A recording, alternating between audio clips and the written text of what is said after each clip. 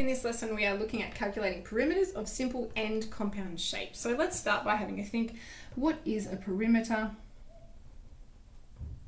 A perimeter is the total distance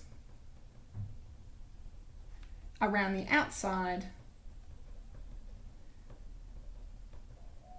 of a closed shape. We have some common shapes that we are used to seeing. We've got a square here where all sides are equal, and we would assume that our, well, we can't always assume, but we would usually be given that all the angles are right angles. So for a square, we would need to add up all these sides, and we know we have 4 of the same side. So we'd have 4 times SS representing sides. Here is a rectangle. This is common to us as well. In this case, we have 2 pairs of matching sides. You can tell by these dashes that that is what we are indicating here. So our perimeter can be written a number of ways. We can say we've got 2 times the length plus 2 times the width. Or you could also write 2 times length plus width. Okay, and it would mean the exact same thing there. In this case, we have a triangle. It's got 3 sides. It looks like 3 sides are equal, so we can see straight away it's an equilateral triangle. I'm just shortening here.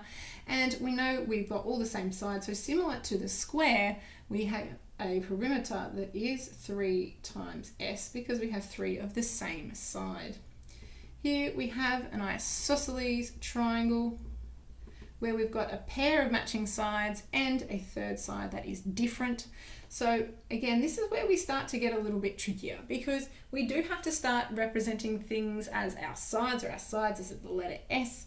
So what we've got here is 2 times the first side. If we call this side 1, we've got 2 of those, and we are adding in the remaining side, so side 2.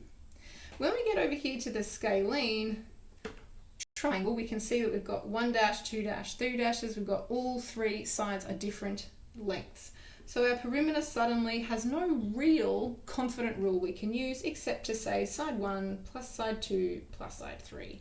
And you can see when you get to a shape like this one below is that we don't necessarily have a rule for everything, but we can represent the side by numbering them and calling them S for side.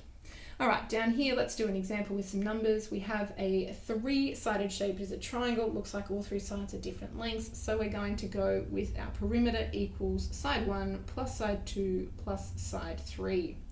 We've got, let's call this one 1, 2, 3. So let's go with 3 plus 9 plus 9.5. We could get our calculators out, or we could do that quickly in our heads, and our answer would be 21.5, and we are working in meters.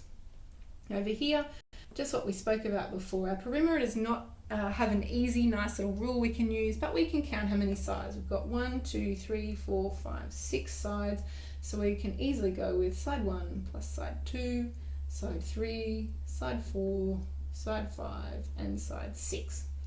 Our answer, we can just start really numbering from anywhere as long as we catch them all. So let's go with 12 plus 8 plus 5 plus 5 plus 6 and plus 2. Get my calculator out for that one for the sake of ease. Let's go 12 plus 8.